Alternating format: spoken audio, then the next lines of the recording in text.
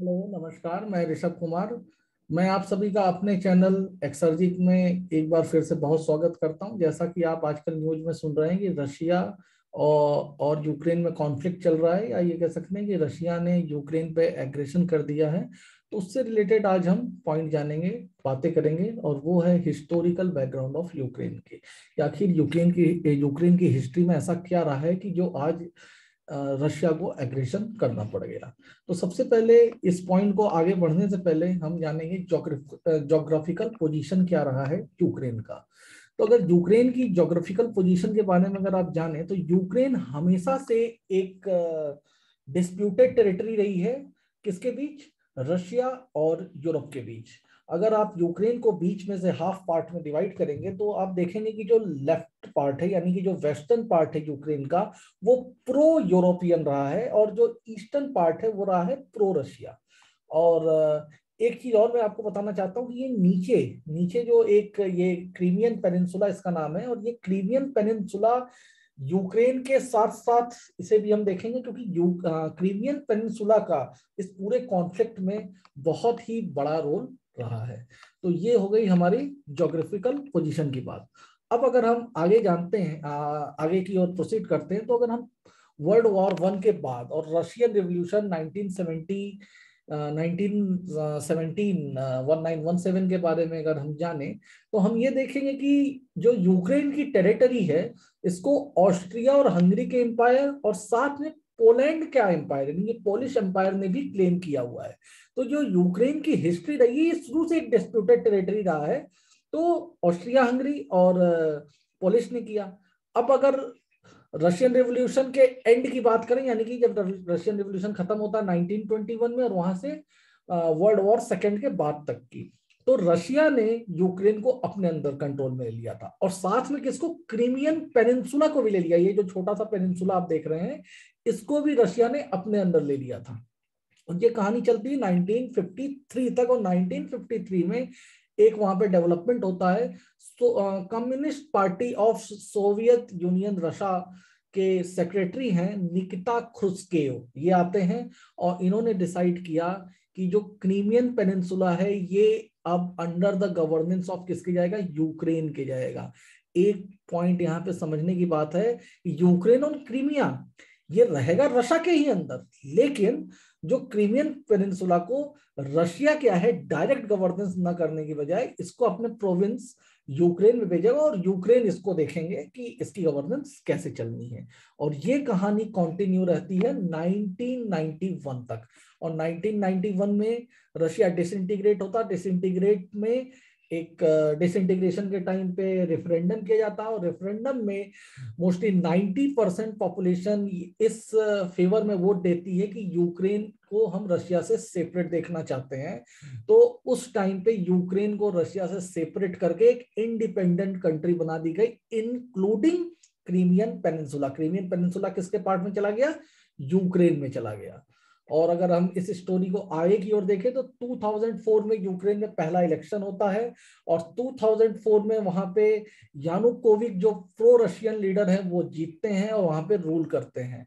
लेकिन थोड़े टाइम बाद वहां पे ऑरेंज रिवोल्यूशन होता है, और ऑरेंज रिवोल्यूशन उनके जो अपोजिशन लीडर है युशकेंको, जो कि प्रो यूएस रहे हैं, वो जीतते हैं, और वो 2010 तक वहां पे सत्ता में रहते हैं। और 2010 में वहां पे एक बार फिर से इलेक्शन होता है, और यानुकोविच जो प्रो रशियन लीडर हैं वो बन जाते हैं। तो 2004 से 2010 तक का थोड़ा सा टाइमलाइन आपको समझना पड़ेगा। और उसके पहले आगे हम बढ़ने से पहले सबसे पहले जानेंगे जो नेटो क्या है। नेटो की आजकल बहुत बातें हो रही है। नेटो हमारा नॉर्थ अटलांटिक ट्रीटी ऑर्गेनाइजेशन है, जो कि एक कलेक्टिव डिफेंस सिस्टम है around littoral countries of north Atlantic ocean. अगर नॉर्थ अटलांटिक ओशन की लिटोरल कंट्रीज के बारे में बात करें, तो आपको ऊपर से कनाडा, यूएसए, नीचे मैक्सिको का थोड़ा सा पार्ट दिखता है, प्लस यूरोप का, वेस्ट यूरोप का पार्ट दिखता है। तो ये सारी कंट्रीज मिलके क्या बनाती है? नेटो बनाती है, कॉमन डिफेंस सिस्टम, या कह सकते हैं कलेक्टिव डिफेंस सिस्टम, जिसका मोटो है one for all and all for one. और इस मोटो के तहत अगर किसी भी कंट्री पे किसी भी तरीके का मिलिटेंट एग्रेशन होता है, तो सारी कंट्री मिलके उसका सामना करेंगी। इसका होल एंड सोल पर्पस यही है। अब देखते हैं कि रशिया और नेटो में क्या कॉन्फ्लिक्ट है। तो 1994 में रशिया और नेटो, इसमें एक अग्रीमेंट होता है। इस अग्रीमेंट के अनुसार नेटो यूरोप में नहीं आएगा, मीन सेंट्रल यूरोप की ओर नहीं जाएगा, और रशिया भी सेंट्रल यूरोप की ओर नहीं जाएगा, दोनों अपने अपने जगह पे रहेंगे। और 1998 में क्या होता है कि रशिया और क्रीमिया, जो क्रीमियन पेनिनसुला है, उसकी गवर्नमेंट में एक अग्रीमेंट होता है। अग्रीमेंट के अकॉर्डिंग क्रीमिया अग्री कर जाता है, रशिया को अलाउ करता है कि 25,000 रशियन सोल्जर क्रीमिया में अपना स्टेशन बना सकते हैं। और जैसे ही ये बात होती है, नेटो को भी ऑप्शन मिल जाता है, अगर रशिया थोड़ा सा आगे बढ़ा है तो हम भी थोड़ा सा ईस्ट की ओर चलेंगे। तो ईस्ट की ओर वो भी चलते हैं, तो वो पोलैंड और हंगरी तक में अपना एक्सपेंड कर देते हैं। यानी कि अगर ये वेस्टर्न यूरोप है, आप देखिए तो पोलैंड और हंगरी तक ये पहुंच जाता है, और रशिया भी थोड़ा सा वेस्ट क्रीमियन पेनिनसुला तक अपना एक्सेस पा लेता है। तो ये थोड़े थोड़े दोनों आगे बढ़ जाते हैं। और अगर हम 2008 की बात करें तो 2008 में, हाँ सॉरी, उसके पहले 2004 की बात करते हैं। तो 2004 में नेटो ने मेंबरशिप भी दे दी स्लोवाकिया, स्लोवेनिया, एस्टोनिया, लिथुनिया और लाटविया को। अगर आप देखें तो ये सारी कंट्री लाइंस में हैं जो कि रशिया के बिल्कुल बॉर्डर पे, एस्टोनिया, लाटविया, लिथुनिया, स्लोवेनिया, सब बिल्कुल रशिया के बॉर्डर तक की कंट्रीज को नेटो अपना मेंबरशिप ऑफर कर देता है। और इवन 2008 में उसने यूक्रेन को भी एक मेंबरशिप ऑफर कर दी कि आप भी नेटो के मेंबर हो सकते हैं। तो नेटो क्या है, एक मिलिटेंट डिफेंस सिस्टम है, या कल बता सकते हैं कलेक्टिव डिफेंस सिस्टम है। डिफेंस सिस्टम के अकॉर्डिंग यूएस की मिलिट्री आ जाएगी। ये चीजें एक्चुअली रशिया को पसंद नहीं है। तो अगर हम इसे आगे देखें तो उस समय युश्केन्को 2008 में सत्ता में रहते हैं। 2008 में युश्केन्को रहते हैं, और युश्केन्को क्या है, प्रो यूएस लीडर है। तो वो इस ऑफर को एक्सेप्ट करने के लिए हामी, या एक्सेप्ट तो पूरा नहीं केवल, बट ये आप कह सकते हैं कि एक्सेप्ट करने के लिए बिल्कुल वो रेडी थे। तो इस तरीके से ये आगे चलता है। अब आप देखते हैं यूक्रेन और नेटो के बीच क्या है। अब थोड़ा सा आगे नेटो भी आ गया, इधर से रशिया भी थोड़ा वेस्ट की ओर बढ़ गया। तो आगे की ओर चलते हैं, तो रशिया क्या करता है इसके बाद कि ये क्रीमियन पेनिनसुला में और आगे बढ़ता है। ये सेवस्तोपोल एक जगह है, सेवस्तोपोल तक अपना एक्सेस पा लेता है क्रीमियन गवर्नमेंट से अग्रीमेंट करके। और जैसे ही ये सेवस्तोपोल तक जाता है, तो नेटो है यूक्रेन को ऑफर देते हैं। उस समय 2013 होता, 2013 में सत्ता बदल जाती, जिसमें यानुकोविक आ जाते हैं। यानुकोविक उस समय देता है कि आप भी मेंबर हो सकते हैं नेटो के। प्लस यूरोपियन यूनियन भी यानुकोविक को दे देता है ऑफर कि आप यूरोपियन यूनियन के भी मेंबर हो सकते हैं। लेकिन यानुकोविक ठहरे प्रो रशियन, तो वो इस चीज को मना कर देते हैं। अब जैसे ही मना करते हैं, यहां से एक नया इवेंट शुरू होता है। पूरे के पूरे यूक्रेन में एक प्रोटेस्ट चालू हो जाता है। मेनली उनका जो कैपिटल कीव है, वहां पे प्रोटेस्ट चालू हो जाता है, कीव स्क्वायर में।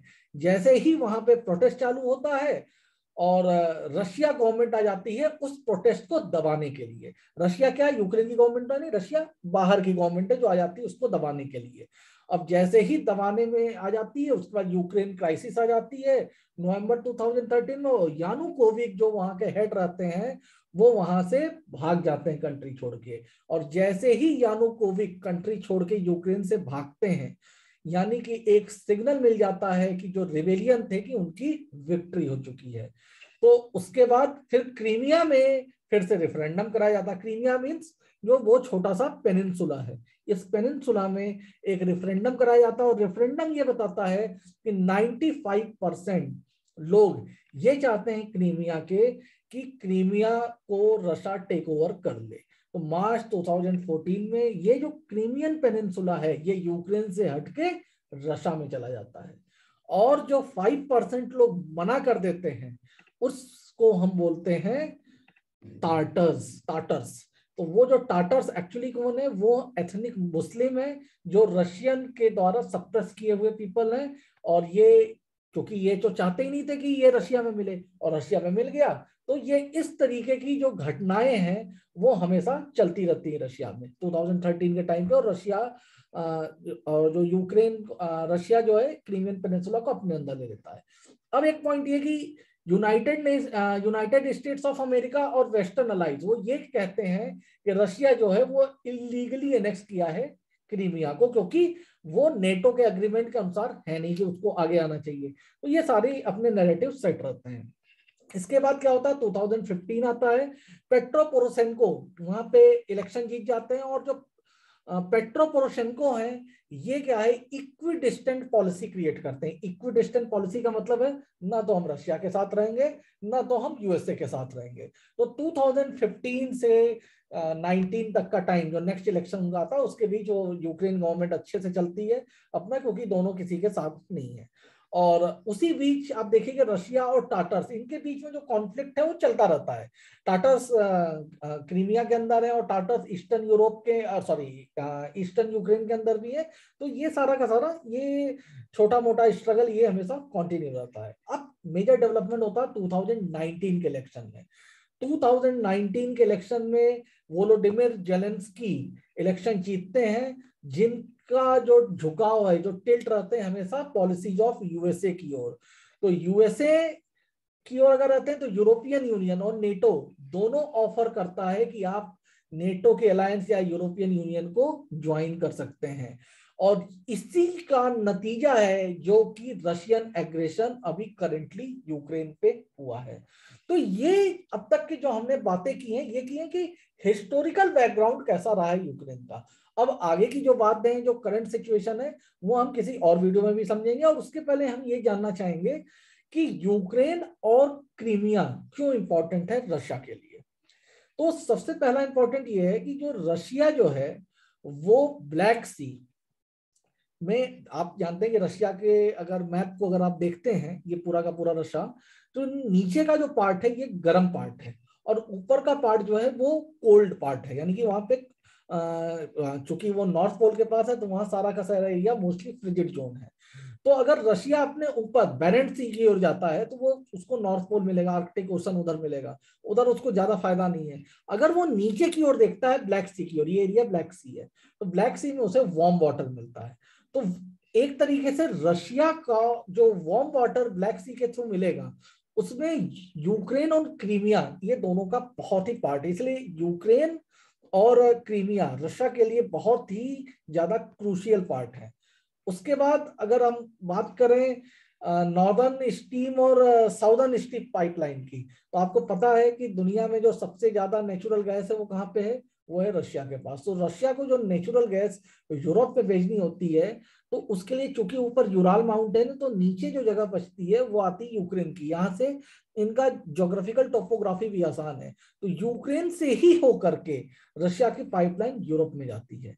तो ये जो दो पॉइंट है ये बहुत ही इंपॉर्टेंट पॉइंट है ये बताने के लिए कि यूक्रेन और क्रीमिया रशिया के लिए कितना ज्यादा क्रूशियल है। तो ये पूरी की पूरी बात हो गई हिस्टोरिकल बैकग्राउंड, या आप कर सकते हैं हिस्टोरिकल अंडरपिनिंग ऑफ यूक्रेन की। Thank you very much. और आगे के लिए मेरा चैनल सब्सक्राइब कर लें, उसे लाइक कर लें, and thank you very much.